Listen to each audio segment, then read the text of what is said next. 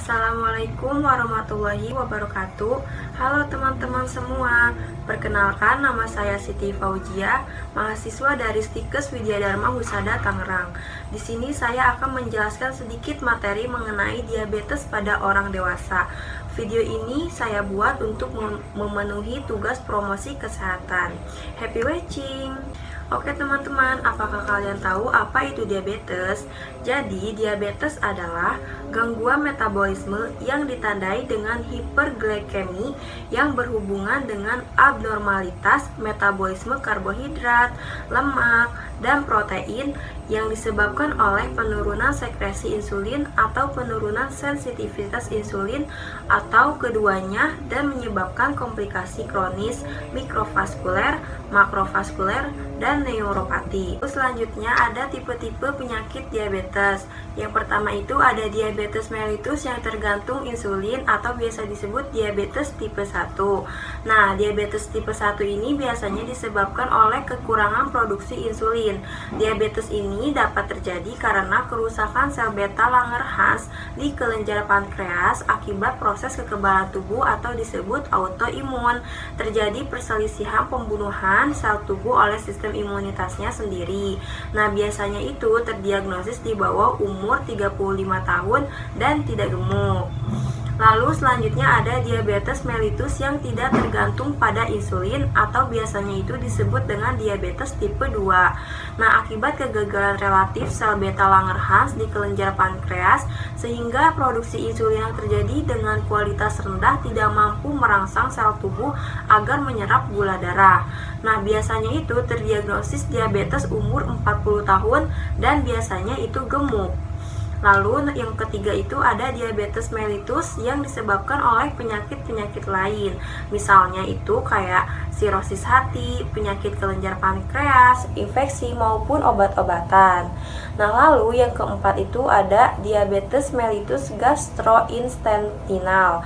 Gejala-gejala yang muncul ini menyertai penyakit ini adalah polifagia atau makan banyak, lalu poliuria atau kencing banyak, lalu ada polidipsi atau minum banyak, dan kondisi lain yang muncul biasanya itu dapat berupa penurunan berat badan, gatal-gatal, kesemutan, matanya kabur, mudah lelah, luka yang tidak sembuh, dan sering timbul infeksi. Selanjutnya apa sih penyebab diabetes mellitus? Yang pertama itu ada diabetes mellitus tipe 1.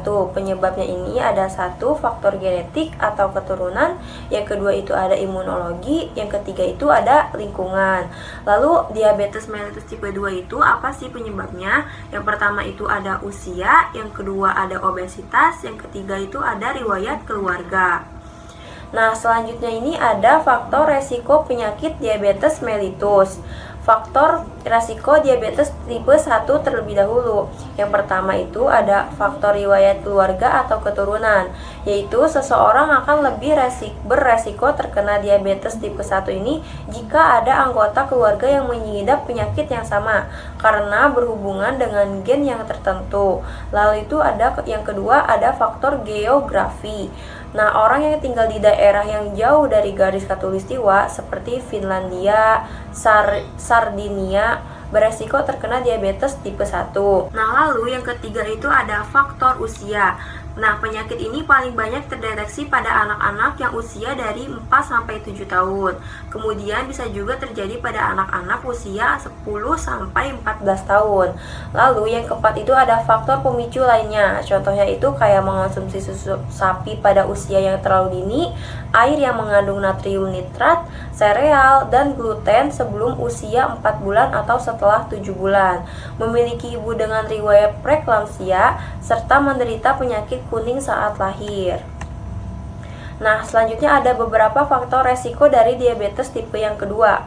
Yang pertama itu ada berat badan yang berlebih atau biasanya itu disebut dengan obesitas. Lalu yang kedua itu ada distribusi lemak perut yang terlalu tinggi. Lalu yang ketiga itu ada gaya hidup yang tidak aktif dan jarang beraktivitas ataupun berolahraga. Lalu yang keempat itu ada riwayat penyakit diabetes tipe 2 dalam keluarga. Lalu yang kelima itu ada ras kulit hitam. Lalu yang keenam ada usia di atas 45 tahun, walaupun tidak menutup kemungkinan dapat terjadi sebelum usia 45 tahun. Lalu selanjutnya ada tanda dan gejala penyakit diabetes mellitus. Yang pertama itu ada banyak minum dan mudah haus. Penderita diabetes ini biasanya banyak buang air kecil, sehingga penderita ini juga harus banyak minum sebab terus-menerus dalam keadaan haus. Lalu yang kedua itu banyaknya kencing. Dan yang ketiga ada menurunnya gairah bercinta. Yang keempat itu ada mudah mengalami kelelahan. Yang kelima itu ada perubahan suasana hati secara tiba-tiba. Lalu yang selanjutnya itu ada nomor 6, meningkatnya jumlah urin saat buang air kecil. Lalu yang ketujuh itu luka itu membutuhkan waktu yang lama untuk sembuh dan juga kering. Lalu yang kedelapan itu ada berat badan menurun. Jadi tubuh orang penderita penyakit diabetes ini tidak terdapat cukup insulin sehingga mengubah gula menjadi tenaga. Maka orang tersebut menjadi semakin kurus setiap harinya karena tubuh akan menggunakan simpanan lemaknya dan protein untuk kehidupan sehari-hari. Sehingga walaupun orang tersebut banyak makan tetapi akan terus merasa lapar dan tubuhnya akan semakin kurus. Nah, selanjutnya itu ada komplikasi penyakit diabetes mellitus. Yang pertama itu ada komplikasi akut atau komplikasi yang segera terjadi dalam waktu pendek, hipoglikemia atau kekurangan glukosa atau gula. Gejalanya itu biasanya mengalami seperti lapar, gemetar, keringat dingin, maupun pusing. Nah, biasanya penanggulangannya ini yaitu makan makanan yang mengandung karbohidrat yang tinggi dan mudah dicerna. Contohnya itu kayak makan roti dan juga pisang. Lalu yang kedua itu ada koma diabetik atau glukosa yang terlalu tinggi. Gejalanya ini biasanya itu nafsu makannya mulai menurun, terus rasa hausnya juga mulai menurun, minum dan BAK yang terlalu banyak. Lalu ada mual, muntah, dan nafasnya cepat. Nah, penanggulangannya ini harus segera ke rumah sakit. Lalu yang ketiga itu ada komplikasi kronis, komplikasi yang muncul dalam waktu lama dan kadar gulanya itu tidak terkontrol. Nah, seperti yang pertama itu telinga, pendengarannya akan menurun. Yang kedua ada mata, penglihatannya akan berkurang. Lalu yang ketiga ada ginjal, mudah terkena penyakit ginjal. Lalu yang keempat itu ada urat syaraf atau biasa tegang, kesemutan, rasa baal maupun kram. Lalu yang terakhir ada pembuluh darah, biasanya mengecil dan juga mudah timbul luka. Selanjutnya itu ada cara perawatan untuk mengontrol penyakit diabetes mellitus. Yang pertama ini ada perencanaan makan ataupun diet. Nah, biasanya jangan mengurangi jadwal makan ataupun menunda waktu makan, karena hal ini akan menyebabkan fluktuasi atau ketidakstabilan kadar gula darah dalam tubuh. Lalu hindari konsumsi makanan yang tinggi lemak yang mengandung banyak kolesterol LDL. Contohnya itu kayak memakan daging merah, produk susu, ataupun kuning telur. Nah, lalu yang kedua itu ada kontrol glukosa darah sewaktu. Yang pertama itu ada pemeriksaan gula darah secara rutin. Yang kedua itu ada gula darah sewaktu. Yang ketiga itu gula darah puasa. Yang keempat gula darah 2 jam setelah puasa. Lalu selanjutnya ada perawatan kaki penyakit diabetik. Yang pertama ini harus periksa kaki setiap hari apakah ada kulit retak, melepuh, luka maupun pendarahan. Lalu yang kedua itu ada bersihkan kaki setiap hari pada waktu makan dengan air bersih dan juga menggunakan sabun mandi. Lalu yang ketiga, gunting kuku kaki lurus mengikuti bentuk normal jari kaki, tidak terlalu dekat dengan kulit, kemudian kikir agar kuku tidak tajam. Lalu yang kelima, pakai alas kaki, sepatu, ataupun sendal untuk melindungi kuku agar tidak terjadi luka. Lalu selanjutnya, gunakan sepatu ataupun sendal yang baik yang sesuai dengan ukuran dan nyaman untuk dipakai. Lalu selanjutnya, periksa sepatu sebelum dipakai apakah ada kerikil, benda-benda tajam, dan sebagainya. Lalu lepas sepatu setiap 4-6 jam serta gerakan pergelangan dan jari-jari kaki agar sirkulasi darah itu tetap baik. Lalu, bila ada luka kecil, obati dan tutup dengan pembalut yang bersih. Selanjutnya, edukasi perawatan kaki pada pasien dan keluarga yang meliputi kebersihan kaki, perawatan kuku, pemilihan alas kaki, pencegahan, dan juga pengelolaan cedera awal pada kaki. Lalu, apa sih diagnosis penyakit diabetes mellitus ini? Nah, biasanya tes yang umum dilakukan untuk menegakkan diagnosis diabetes mellitus ini diantaranya yang pertama itu ada tes gula darah sewaktu, yang artinya tes gula darah ini bisa dilakuin kapan aja. Lalu yang kedua itu ada tes gula darah puasa. Biasanya itu tes gula darah yang dilakukan ini setelah berpuasa selama lebih dari 8 jam. Lalu yang ketiga itu ada tes gula darah oral, yang biasanya kalian harus melakukan tes ini itu harus melakukan puasa terlebih dahulu, dan tes itu dilanjutkan setelah 2 jam kalian makan pertama. Lalu yang keempat ini ada tes glikohemoglobin atau HbA1c. Biasanya tes ini dilakuin untuk mengetahui rata-rata nilai gula darah selama beberapa bulan terakhir. Lalu, di sini ada cara menangani penyakit diabetes mellitus. Yang pertama itu ada suntik insulin. Nah, biasanya bagi penderita diabetes tipe 1 ini, suntik insulin merupakan obat paling utama karena tubuh mereka tidak mampu memproduksinya. Nah, apa aja sih jenis-jenis insulin yang biasanya digunakan? Yang pertama itu ada rapid acting insulin. Yang kedua itu ada regular short atau short acting insulin. Lalu yang ketiga itu ada intermediate acting insulin. Yang keempat itu ada long acting insulin.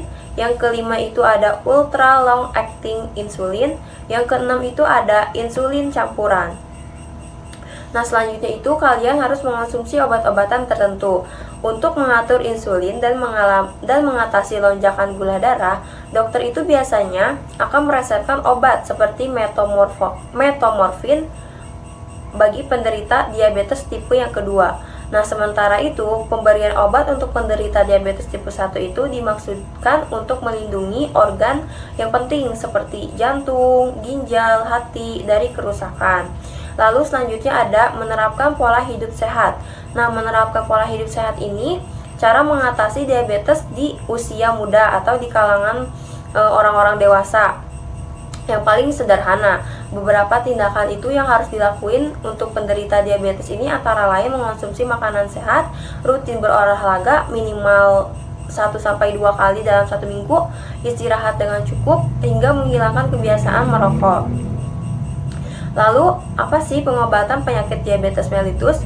Yang pertama ini mengonsumsi karbohidrat kompleks seperti nasi merah, kentang panggang, oatmeal, biji-bijian yang utuh, dan makanan lain seperti kacang-kacangan, ikan, dan daging yang rendah lemak. Lalu yang kedua itu mengganti gula dengan pemanis rendah kalori dan mengandung kromium untuk meningkatkan fungsi insulin dalam tubuh. Lalu yang ketiga itu memperbanyak konsumsi sayur-sayuran berwarna hijau seperti brokoli, bayam, buah-buahan yang bisa diolah menjadi jus tanpa gula. Lalu yang keempat ini melakukan olahraga yang ringan dan yang cocok untuk pasien diabetes. Contohnya itu seperti berjalan, berenang, bersepeda yang berada di dekat-dekat rumah. Lalu yang selanjutnya itu ada berolahraga minimal 3 kali seminggu selama sekitar 30-45 menit atau 5-10 menit di awal, kemudian menambah intensitas olahraga secara bertahap. Selanjutnya tes gula darah kalian sebelum, selama, dan sesudah berolahraga. Pastikan gula darah itu tidak lebih dari 70 mg per dl. Lalu melakukan beberapa aktivitas lain agar tetap bergerak seperti membersihkan rumah maupun berkebun. Lalu selanjutnya itu ada rajin cek dan mencatat kadar gula darah setiap harinya. Apakah kadar gula darah pasien diabetes mellitus ini harus dipantau secara rutin, yaitu sebelum dan setelah makan serta menjelang tidur. Selanjutnya ada cara pencegahan penyakit diabetes mellitus. Yang pertama itu tidak boleh terlalu banyak makan makanan yang manis dan harus ada jadwal yang teratur. Yang kedua itu rutin mengecek gula darah. Yang ketiga itu membatasi lemak jenuh. Yang keempat itu melakukan olahraga yang rutin. Yang kelima itu menjaga berat badan harus tetap ideal. Sekian penjelasan dari saya, kurang lebihnya mohon maaf. Wassalamualaikum warahmatullahi wabarakatuh. Thanks for watching.